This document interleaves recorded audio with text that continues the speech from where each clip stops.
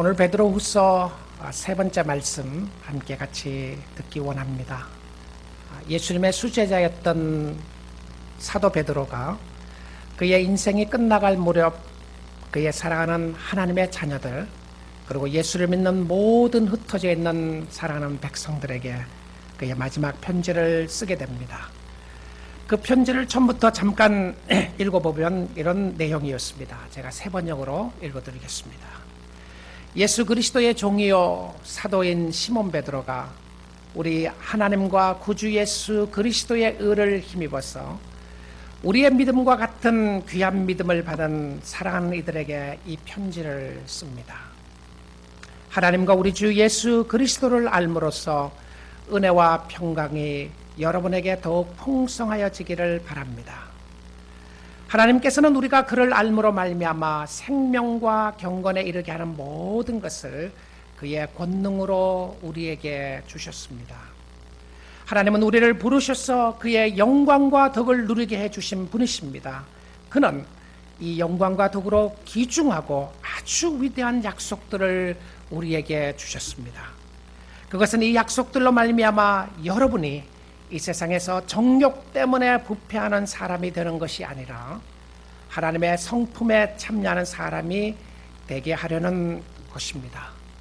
그러므로 여러분은 열정을 다하여 여러분의 믿음의 덕을 더하시고, 덕의 지식을 더하고, 지식의 절제를 더하고, 절제의 인내를 더하고, 인내의 경건을 더하고, 경건의 성도 간의 우애를 더하고, 성도 간의 우애에 사랑을 더하도록 하십시오. 이것이 지금까지 읽은 본문의 내용이었습니다. 베드로 사도는 하나님께서 우리에게 보배롭고 귀한 믿음을 주셨음을 말합니다. 그 믿음을 가지고 하나님을 알게 되며 또한 하나님을 알면 우리의 마음속에 평강과 기쁨이 있을 것을 말합니다. 이 하나님은 우리가 이 땅에서 살아가는 동안에 필요한 모든 것을 우리에게 이미 주셨고, 우리가 신앙생활을 잘해야 하는 궁극적인 목적은 하나님의 영광을 위한 것이었습니다. 그리고 또한 하나님은 우리에게 보배로운 약속의 말씀을 주시고, 이 약속의 말씀을 붙잡고 따라갈 때에, 살아갈 때에 썩어져가는 이 세상에서 하나님의 믿음을 따라가는 귀한 신실한 일꾼들이 될 수 있음을 이야기합니다. 하나님이 우리에게 이루어 놓으신 일들이 참으로 놀랍고 많았습니다. 우리에게 믿음 주시고, 우리에게 은혜 주시고, 우리에게 마음속에 평강 주시고, 하나님을 만날 수 있도록 해주시고, 세상에서 승리하게 해주시고, 하나님의 성품에 동참할 수 있는 축복을 주셨습니다. 할렐루야! 얼마나 감사한 일인가요? 이 모든 것을 그냥 공짜로 다 주셨어요. 다 가지라고 쏟아 부어 주셨습니다. 그리고는 이 구원받은 백성들이 So what? What is next? 다음에는 어떻게 살아야 될 것인가? 그래서 구원받은 백성들이 하나님의 이런 은혜와 축복과 영광을 받은 주의 백성들은 어떻게 살아야 되는 것인가? 그러므로입니다. 하나님이 우리를 위하여 행하신 사역을 이어가고 난 이후에 그러므로 하나님을 믿고 난 우리에게는 그러므로의 삶이 있어야 합니다. 여러분에게 그러므로의 삶이 있으시나요? 그러므로 확인해 보아야 하는 것입니다. 하나님을 믿고 예수를 믿는다고 고백을 하는데 그러므로의 삶이 없으면 내가 입술의 고백으로 신앙생활을 하는 것입니다. 때론, 아니 많은 경우에 자기 자신도 자기를 잘 모를 때가 많이 있잖아요. 나는 신앙이 좋고 나는 믿음이 좋은 사람인 줄 알았는데, 나는 정말 안 넘어질 줄 알았고, 나는 이 부분에서는 죄를 짓지 않을 줄로 생각했는데, 우리가 넘어지고 또한 좌절하고 실망하고 낙심하고 하는 모습들을 보게 됩니다. 넘어져서 이길 줄 알았는데 여전히 쓰러져 있는 자신의 모습을 볼 수 있지 않습니까? 그러므로 무엇을 해야 하나요? 베드로 사도는 이렇게 이야기합니다. 그러므로 더욱 힘써, 그러므로 더욱 열심히, 더욱 열정을 다하여. 혹시 이런 생각 들으시는 분 없으시나요? 그럴 줄 알았다. 이제 12월 달에 됐으니까 더 열심히 교회 섬기라는가 봅시다. 열심히 이만큼 했으면 됐지 뭘 또 하라나 그러는 거냐. 교회 열심히 섬기는 것 때문에 얼마나 힘드는지 당신은 아는가. 여러분 혹시 그런 생각 들지 않나요? 그러므로 열심히 기도하고 열심히 신앙생활하고 좋은 모습입니다. 여러분 어떤 경우는 더 열심히 해야 할 사람이 있는가 하면 어떤 경우는 돌아보아야 할 사람들이 있을 것입니다. 더욱 열심히 무슨 생각이 나죠? 열심히 하라고 하는 의미 속에 무엇이 생각나나요? 여러분 어떤 경우에 보게 되면 여러분 올 한 해도 정말 열심히 살지 않으셨나요? 열심히 일하시는 분들 많죠. 어떤 분들은 12시간, 14시간, 어떤 사람은 17시간 일했다고 그러시더라고요. 공장에서, 세탁소에서, 가게에서, 어떤 경우에는 목숨까지 위험한 그런 지역에서 일하시고 하시는 분들 너무 많죠. 정말 수고하신 분들이 많이 있습니다. 여러분 수고 많이 하셨습니다. 또 사랑하는 어머니들은 가정을 돌보시고 자녀들을 양육하시고 끊임없는 가사 일을 하면서 정말 수고 많이 하셨습니다. 여러분 주 안에서 하는 모든 일은 성역인 줄 믿습니다. 주 안에서 하는 일들은 거룩한 일들이에요. 여러분 직장에서 하시는 일도 거룩한 일들이고요. 죄를 짓게 하는 것이 아니면 다 주님이 우리에게 주시는 성역입니다. 거룩한 일들이에요. 교회에 와서 신앙생활하고 교회에 와서 봉사하는 것만이 거룩한 것이 아니고요. 여러분이 주어진 모든 일들 가운데 하는 일들이 거룩한 일들인데 원래도 우리 교회 안에도 돌아보면 정말 수고하신 분들이 많습니다. 새벽마다 무릎 꿇고 교회를 위해 기도하는 사랑하는 성도님들이 있었고요.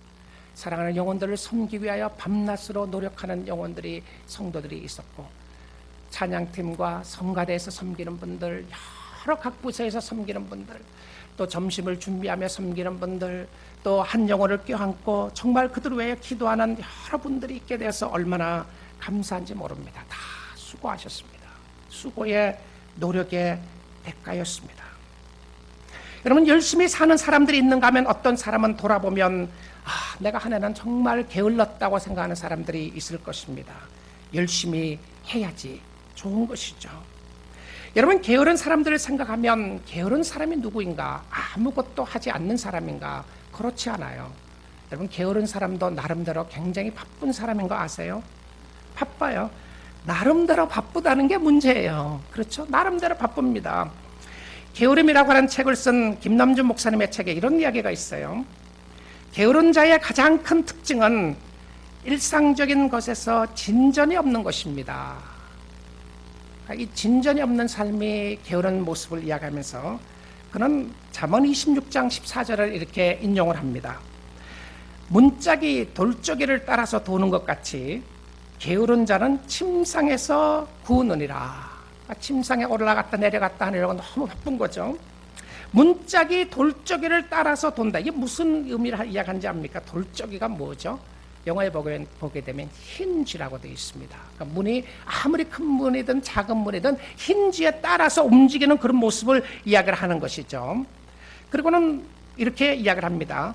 게으른 사람에게는 기본적으로 자기 속에 있는 무엇을 쏟아내거나 자기가 가지고 있는 체력을 소진하거나 자기가 가지고 있는 물질을 헌신하거나 해서라도 뭔가를 이루어야 하겠다는 목표가 없습니다. 물론 게으른 사람에게도 꿈은 있습니다. 그에게도 자신이 되고자 하는 모습이 있고 이루고 싶은 무언가가 존재할 것입니다. 그러나 그것은 목표라고 부를 수 있는 것이 아닙니다. 목표라고 하는 것은 자기를 태워서 매진하는 세상적인 삶을, 실질적인 삶을 불러일으킬 수 있을 때 비로소 목표가 되는 것입니다. 이것을 위한 실제적 삶은 싫고 단지 그것 자체만을 원할 뿐이라면 그것은 한낱 희망사항에 불과합니다. wishful thinking이 너무 많은 거예요. 이랬으면 좋겠다, 저렇게 살았으면 좋겠다고 하는데 실질적으로 목표 없이 살아나가는 사람이라는 것을 이야기를 합니다. 목표하고 희망사항은 다른 것이죠. 목표는 구체적인 실천 계획이 있고 노력하면 성취가 가능한 단계에 있는 것이라면 희망사항은요, 그것이 이루어지지 않는, 이루어질 수 없는 그런 모습에 있는 것을 볼 수 있다는 것입니다. 여러분 우리가 우리의 주님을 섬기고 주님을 따라가면서 더욱 힘써 해야 될 것이 무엇인가? 혹시 여러분이 봉사하고 헌신하는 모습을 생각한다면 이 부분을 잠깐 내려놓으시면 좋겠어요. 잠깐 내려놓고 말씀을 한번 생각하고 보면 좋겠습니다. 베드로 사도는 우리가 더욱 힘써야 할 것이 무엇인지를 말합니다. 더욱 힘써야 할 것이 무엇인가? 더욱 힘써서 기도하라는 말도 없고요, 더욱 힘써서 전도하라는 말도 없습니다. 이렇게 이야기하면 꼭 기도 안 하는 사람들이 하는 소리가 있습니다. 잘됐다. 기도 안 해도 되는구나. 전도 안 해도 되는구나. 다행이다 생각하는 사람이 있을 수 있어요. 그런 사람들 위해서 다음 주에 특세 꼭 나오세요. 안 나오려고 그랬으면 나오세요. 여기 나오는 모습은 어떤 모습인가 하냐면 우리의 삶 속에 어떤 열정을 이야기하는가, 열심으로 무엇을 하고자 하는 것인가, 나에게 있는 열정을 가지고 무엇을 하기를 원하는가. 여러분, 열정적인 베드로는 예수님을 만난 이후에도 열정적으로 섬겼습니다. 죽겠다고 하고 예수를 야단치기도 하고요, 또한 바다에 뛰어내리다가 죽을 뻔하기도 하고요, 예수를 잡으려고 오는 사람 중 한 사람이었던 말고의 귀를 자르기도 했습니다. 그런데 그 열심 예수님께 하나도 도움이 되지 않았습니다. 사도 바울도 종교적인 열심이 대단했던 사람이었습니다. 예수를 믿기 전에, 부활하신 예수를 만나기 전에 그런 자기의 종교적인 열정을 가지고 예수 믿는 사람들을 잡아 죽이려고 다녔어요. 눈에 불을 켜고 예수 믿는 사람 찾아다녔습니다. 찾아서 잡아서 죽이도록 허락했던 사람 중에 한 사람이 바로 스데반이었습니다. 잘못된 열심은 망치게 합니다. 교회의 잘못된 열심과 헌신자들 때문에 교회가 욕먹는 경우가 얼마나 많이 있습니까? 정말 못 말리는 곳이 교회가 아닙니까? 교인들끼리 싸우게 되면 정말 정열적으로 싸웁니다. 어떻게 그렇게 열심히 났는지 모를 정도로 싸우게 되고요, 또한 교인과 목사와 싸워도 정말 열정적으로 싸웁니다. 돈을 아무리 낸다고 할지라도 로스를 해서라도 저 사람을 끄집어내려야 되겠다고 하는 열정을 가지게 됩니다. 여러분, 성경이 이야기하는 열정은 교회 봉사에 있지 않았습니다. 봉사를 하지 말려고 했던 의미가 전혀 아니었고요, 무엇에 대한 열정과 무엇에 대한 열심을 가져야 되는가를 다시 보아야 하는데 우리에게 있는 예수 안에서 변화된 열심이 필요하다는 것입니다. 우리는 지속적으로 하나님이 필요한 사람들이고요, 하나님의 은혜 앞에 엎드릴 줄 알아야 한다는 것입니다. 열심히 하지 않는 부분도 돌아보아야 하겠지만 열심히 하는 부분들도 돌아보아야 한다는 거예요. 내가 무엇을 위하여, 내가 누구를 위하여 열심히 하고 있는 것인가, 내가 하고 있는 열정의 근거는 어디에 있는가를 돌아보아야 합니다. 여러분, 종교개혁 가운데 유명한 두 사람을 뽑으라고 하면 루터와 캘빈을 뽑을 것입니다. 그렇죠? 그런데 루터가 95개 조항을 붙이면서 정말 성령의 역사로 무엇이 틀린가를 이야기해서 했다면 이 개혁신앙의 중요한 핵심적인 일을 했던 사람은 사실은 루터보다도 존 캘빈이었습니다. 여러분, 존 캘빈이 가지고 있었던 신앙관이나 신학관, 성경관은 놀라운 것인데요, 그가 썼던 책 중에 하나가 기독교 강요라고 하는 책이 있습니다. Institutes of Christian Religion이라고 하는 책인데요, 이 책은 텍스트북으로 많이 사용되는 책인데 이 책을 그가 26살 때에 기록을 하게 됩니다. 1536년에 기록을 하는데요, 26살 때에 이 책을 쓰면서 사실 캘빈을 지니어스한 목회자로 보았습니다. 정말 그는 주님을 뜨겁게 사랑했고요, 이 인스티튜트에 처음 시작하는 부분이 무엇이었냐면 하나님의 지식에 관한 부분이에요. Knowledge of God에 관한 부분을 이야기합니다. 결과적으로 우리가 하나님을 알 수 있는 유일한 길은 성경을 통해서 알 수 있는데 성경을 통해서 계시된 하나님의 말씀을 통하여 알 수 있다고 이야기를 합니다. 그는 설교하는 것, 말씀 전하는 것 사랑했고 기뻐했고요, 그리고 이 기독교 강요뿐만이 아니라 48권이나 되는 놀라운 책을 쓰게 됩니다. 여전히 이 책들을 가지고 개혁신앙의 모습들을 공부하는 모습들이 있습니다. 그럼에도 불구하고 그의 삶 가운데 큰 어려웠던 부분들이 있었다고 합니다. 그것은 무엇이었냐면 그의 한 어떤 결정 때문에 그랬어요. 그는 제네바에서 정말 놀라운 목회 사역을 감당하고 있었는데요. 그 제네바에 있는 동안에 어떤 이단 교리적인 모습에 빠져 있는 한 사람을 재판하는 일이 생기게 됩니다. 미카엘 세르베투스라고 하는 사람이었는데요. 이 사람을 이단으로 정죄하면서 결과적으로 화형에 처하는 일들을 켈빈이 가담을 하게 됩니다. 켈빈은 이 부분에 대해서 정확하게 어떤 부분이었던가는 걸 설명을 하지는 않았는데요. 주위의 사람들은 켈빈의 명성에 큰 해를 끼쳤던 것 중에 하나가 그것이 아니었나 생각을 합니다. 그런데 켈빈이 임종하기 한 달 전에요. 1564년 4월 25일에 제네바에 있는 행정장관들을 다 자기 집으로 초대하고 부르게 됩니다. 그리고 난 이후에 그 행정장관들에게 그런 이야기를 하는 것을 봅니다. 나는 나의 온갖 죄악과 잘못을 대속하시고 하나님의 기억 속에서 깨끗이 지우시려고 죽으심과 고난의 공로로 내 죄를 속해 주신 예수 그리스도를 통해 하나님이 베푸신 자비를 나의 온 영혼으로 받아들일 것입니다. 나는 내 직분을 올바로 감당하는 데 수없이 실패했음을 고백합니다. 정말 놀라운 고백이었어요. 이렇게 위대했던 한 시대에 하나님이 놀랍게 사용했던 그분의 삶 가운데 그가 직분을 올바로 감당하는 데 수없이 실패했음을 고백합니다. 좀 위로가 되더라고요. 나의 모습 속에서도 목회 가운데 실패했던 부분들, 잘못된 결정들이 있을 수 있음을 보게 돼요. 그리고는 켈빈이 이렇게 이야기했습니다. 그분께서 자신의 한없는 선하심으로 나를 도우지 않았다면 그 모든 열심은 다 부질없고 헛된 일이었을 겁니다. 이런 이유들 때문에 나는 바로 이 한 가지 사실, 즉 하나님은 자비의 하나님이시니 스스로 비참한 죄인임을 인정하는 내게 자비로운 아버지의 모습을 보여주실 것이라는 사실 외에는 내 구원을 보장해 줄 다른 어떤 것도 신뢰하지 않는다고 단언합니다. 그의 삶 속에 은혜를 주시고 사랑을 주신 하나님을 바라보면서 그의 삶 가운데 자기는 비참한 죄인이었고 그 비참한 죄인을 사랑하시는 하나님의 은혜가 그의 열정 가운데 있었던 것을 보여주고 있습니다. 우리의 삶 속에 신앙의 열심이 무엇인가?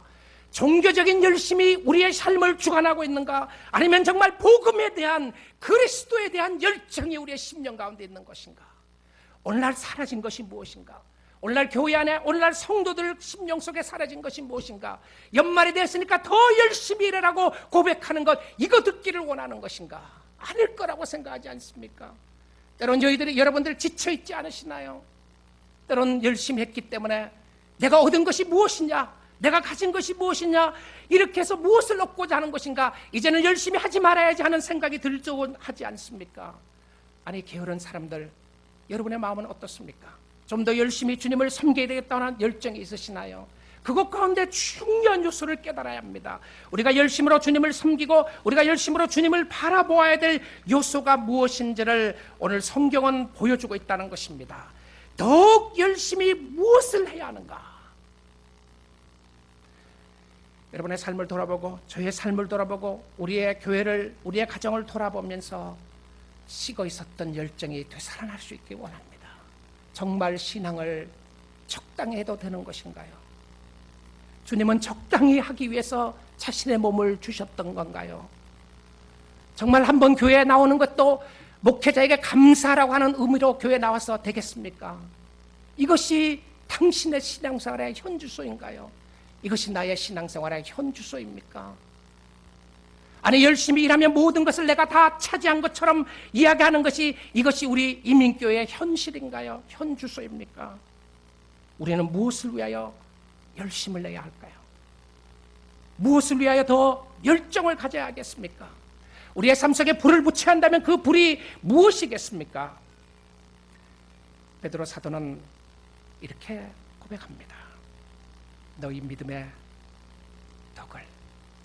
덕의 지식을, 지식의 절제를, 절제의 인내를, 인내의 경건을, 경건의 형제 우애를, 형제 우애의 사랑을 더하라.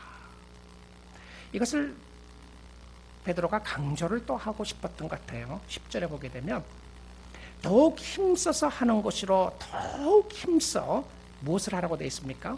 너희 부르심과 택하심을 굳게 하라. 그래야 넘어지지 않을 것이다라고 고백합니다.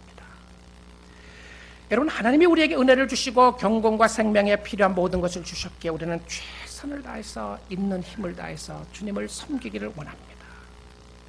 베드로후서 주석을 쓴 데이빗 헬름이라고 하는 목사님은 말하기를 이것을 골든 체인이라고 그렇게 표현했어요. 황금 체인이다. 그리고는 이 모습을 황금 체인의 모습을 설명하면서 사닥다리와 같은 모습으로 설명을 했어요. 하나가 연결되어서 그 다음에 올라간다는 거예요. 첫 단계를 밟고 그 다음에 올라가는 모습을 설명했다. 근데 이 모습을 생각해 보니까 에스컬레이터와 같다는 생각이 들었어요. 위로 올라가는, 첫 단계를 밟으면서 올라가는 모습을 설명했는데, 사도 바울이 갈라디아서 5장에서 성령의 열매를 9가지로 설명했다면, 사도 베드로는 신앙에 열심을 두어야 하는 8가지 단계를 말하고 있다는 것입니다. 8가지 단계. 내가 열정을 다하고 열심을 다해서 신앙생활에 되는 첫 단계가 무엇인가? 여러분, 시작이 반이라는 말이 있지 않습니까? 그만큼 시작을 잘하는 것이 중요하다는 것이죠.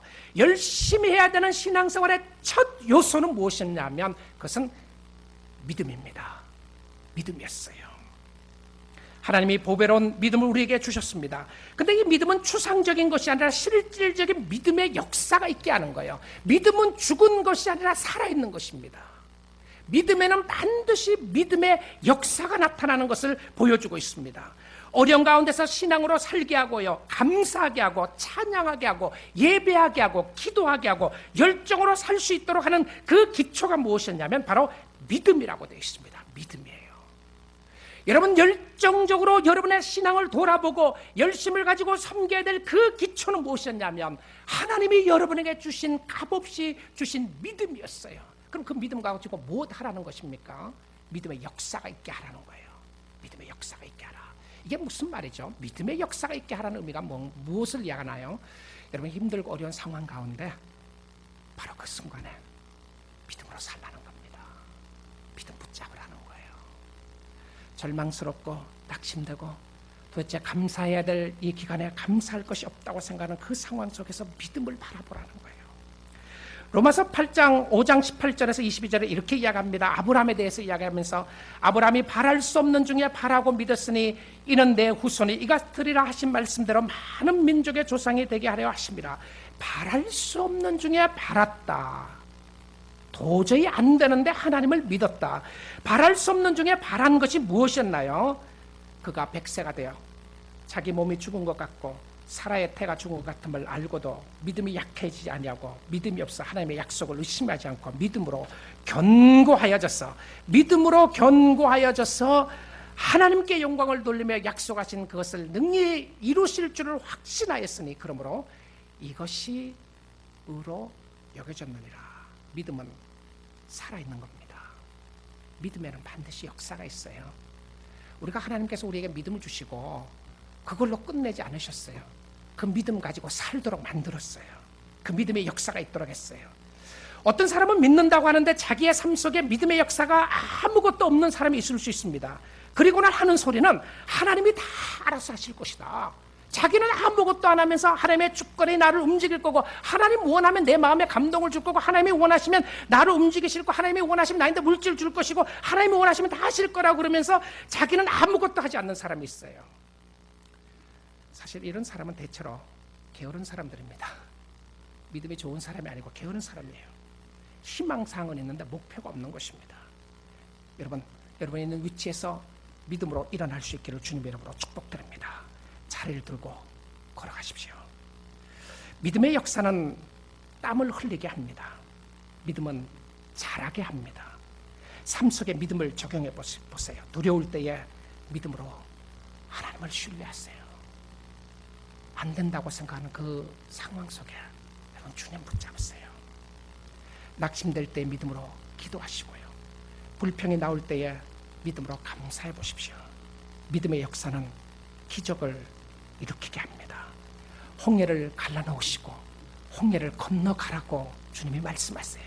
야웃 양쪽 벽에는 물이 있습니다. 그럼에도 불구하고 주님이 걸어가라고 했을 때에 주님이 그를 홍해를 갈라놓고 업어서 그쪽으로 홍해 건너편을 옮겼던 것이 아니고 걸어가라고 그러셨어요. 오늘 여러분의 심령 속에 예수 그리스도를 믿는 믿음을 가지고 걸어가는 축복이 있기를 원합니다. 믿음의 역사가 있기를 원합니다. 여러분, 믿음 안에서 자라갈 때에 믿음의 최고 목적지는 어딘지 압니까? 이 지금 체인처럼 8가지를 쫙 연결시켜서 위로 쭉 올라가도록 베드로 사도가 말씀하고 있는데, 그 믿음의 최고 포인트가 어디예요? 믿음의 최고 포인트는 사랑입니다. 오늘 여기 말씀 가운데 마지막으로 올라가는 단계가 무엇이었냐면 사랑이라고 그랬어요. 믿음의 사람은 누구냐면 믿음의 사람은 사랑의 사람이었어요. 믿음이 좋다고 이야기하면서 늘 사람들을 욕하고 사람들을 미워하고 믿음이 있다고 하면서 함부로 사람을 대하고 무례하게 하면 그 사람 믿음이 있는 사람이 아니에요. 여러분, 무례한 믿음이 있는 사람 때문에 얼마나 우리가 욕먹고 있습니까? 그렇지 않아요? 교회가 욕먹고 있나요? 사랑은 무례하지 않습니다. 사랑은 자랑하지 않아요. 근데 사랑이 없는 것은 왜 그런가요? 믿음이 없기 때문에 그렇습니다. 믿음이 없기 때문에 사랑이 없는 거예요. 예수님을 신뢰하는 참 믿음이 없기 때문에 참 사랑이 없는 것인데요. 근데 믿음의 최고의 포인트가 사랑이라면 믿음을 연결하는 다음 고리가 뭔지 압니까? 무엇을 이야기했어요? 믿음의 다음 고리는, 다음 단계는, 믿음을 밟고 그 다음 나가야 될 다음 단계는 무엇이었냐면 덕입니다. 덕이에요.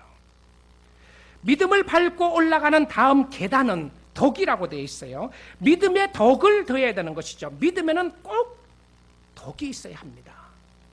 믿음의 사람이 되고 싶고 믿음으로 살기를 원하면 그 다음 단계에 꼭 여러분이 보아야 할 것은 덕입니다. 덕이 있는가? 믿음은 스스로 힘을 내어서 내가 하고 싶은 것을 이루는 성취에 관한 것이 아니라 믿음은 덕이 있게 하고 덕을 세우게 합니다. 이 덕이라는 단어를 한어 위키 사전에서 찾아보니까 이렇게 정의를 했어요. 덕은 노력이나 수양이나 교육으로 사회적인 규범이라든가 도덕을 닦아 성취하여 그 결과 애쓰지도 않아도 규범이나 바른 길을 저절로 행할 수 있게 된 사람 또는 그 상태를 말한다. 무슨 말인지 알겠어요? 사전에 정의를 했는데 무슨 말인지 모르겠어요. 따라서 덕이 있는 사람의 인격은 선이며 행실은 올바르고 그 인품은 남의 숭배를 받는다. 또한 덕은 훌륭한 성격, 능력, 혜택, 부, 이익 등을 뜻하기도 한다. 이런 표현인 것 같아요. 덕을 바른 길을 행할 수 있는 사람, 저 사람 참 덕이 있다. 바른 길을 행할 수 있는 사람, 행실이 올바라서 인품이 다른 사람에게 존경받는 모습을 이야기합니다. 사실 세상적으로는 이렇게 정리할 수 있을 것 같아요. 그런데 성경은 덕을 노력이나 수양으로 오는 것으로 설명하지 않습니다. 성경의 덕은 어디서부터 온다고요? 믿음에서부터 오는 거예요. 믿음의 다음 고리가 덕으로 나왔어요. 믿음의 사람은 누구인가? 사람들에게 인정받는 사람이었습니다. 그래서 영어에서 이 단어를 virtue라고 쓰기도 하고요. moral excellence라고 하는 단어도 썼어요. 요즘 많이 쓰는 단어 중에 하나이죠. excellence, pursuit of excellence. 이 척 스윈들 목사님은 이 moral excellence라고 하는 말을 이렇게 설명을 했습니다. 이것은 내적인 올바른 동기에서 시작하여 바르게 살려고 하는 용기와 결단이 있는 모습이다. 그래서 덕이 있는 사람은 용감한 사람이며 상황 속에서 지혜를 가지고 남들에게 베푸는 사람이다. 여러분, 훨씬 더 좋죠. 이 덕 있는 사람이 누구인가? 내적인 어떤 인터널 파워를 가진 사람이라는 거예요. 그런데 이 내적인 힘이 무엇을 뜻하느냐 하면 이 내적인 힘을 가지고 상대방을 도움으로 말미암아 하나님이 영광을 받으시는 모습을 설명을 했어요. 마음의 힘이었다는 것이죠. 의롭게 살 수 있는 능력과 힘이 어디서 온다고요? 마음속에 있는 덕으로부터 온다는 거예요. 저 사람이 덕스럽다고 했을 때에 그 사람이 나이스 퍼슨이다, 나이스 가이라고 하는 그런 표현이 아니고요, 내적인 힘을 가지고 믿음으로 살 수 있는 능력을 가졌던 사람을 덕으로 보았다는 것입니다. 이 덕은 내적인 힘이었고요, 사람들에게 칭찬받는 사람이었습니다. 믿음 있는 사람인가요? 반드시 믿음 있는 사람에게 따라가는 것은 덕이었습니다. 덕 있는 사람이었어요. 이 덕에 힘써야 하는 그 다음 단계가 무엇이었냐면, 그 다음 단계는 지식이라고 되어 있습니다. 그렇죠? 이 덕하고 지식하고 어떤 의미가 연결되는가? 여러분, 믿음과 덕으로 끝나면 함부로 할 수 있게 됩니다. 왜냐하면 내가 믿음이 있고 그 믿음이 나의 마음속에 할 수 있는 어빌리티, 능력까지, 힘까지 줄 수 있다면, 믿음도 있고 덕도 있으면 자기 중심에서 자기가 원하는 거 할 수 있다는 것이죠. 그래서 믿음과 덕 속에서 반드시 둬야 하는 것은 무엇이었냐면 지식이었습니다. 지식. 여기서 나오는 지식이 그노시스라고 하는 단어인데요, 이 그노시스는 반드시 관계 속에서 설명됐던 단어였습니다. 하나님을 아는 관계, 영생은 무엇인가, 하나님과 곧 유일하신 예수 그리스도를 믿는 것이라고 되어 있지 않고 아는 것이라고 되어 있어요. 그럼 여기서 안다고 하는 것은 하나님과 관계가 있다는 것을 이야기하는 것입니다. 하나님에 대해서 아는 것이 아니라 하나님과 관계하는 사람을 이야기했어요. 그러면 이 베드로 사도도 바로 위에서 이렇게 이야기를 했습니다. 하나님을 알므로 말미암아 은혜와 평강이 있기를 원한다. 그러니까 하나님을 알아야 은혜와 평강이 있게 되는데, 근데 이 같은 단어를 관계 속에서 한 번 더 쓴 적이 있습니다. 어디서 썼냐면 바로 베드로전서 3장 7절에 이 말을 쓰게 됐습니다. 여러분, 베드로전서 3장 7절 잠깐 한번 찾아서 보도록 하겠습니다. 첫 번째 편지 가운데 있었던 표현인데요, 이렇게 이야기를 합니다. 남편들아, 이와 같이 지식을 따라, 지식을 따라. 여기서 지식을 따라라고 했던 똑같은 단어입니다. 지식을 따라 너희 아내와 동거하고 아내와 잘 살고, 그를 더 연약한 그릇이요. 이게 여성 운동하는 사람들이 싫어하는 구절 중에 하나입니다. 아니, 여성을 어떻게 연약한 그릇으로 설명했는가? 어떤 남성들은 그렇게 이야기할지 모르겠습니다. 이 성경 틀린 거다. 우리 아내는 너무 강해서 문제인데 무슨 연약하다고 그러느냐? 자, 그냥 보겠습니다.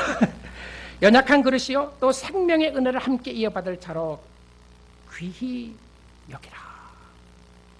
귀히 여기라.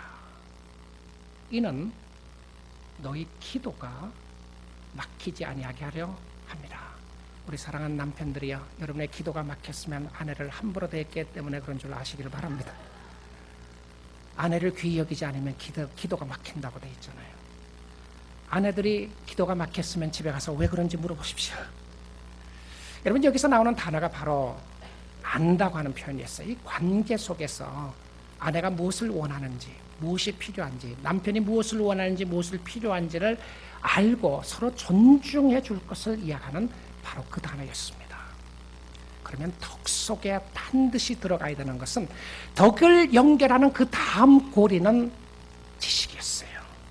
왜 이 지식이, 베드로 사도가 중요하게 이 지식이라는 단어를 쓰게 되었을까?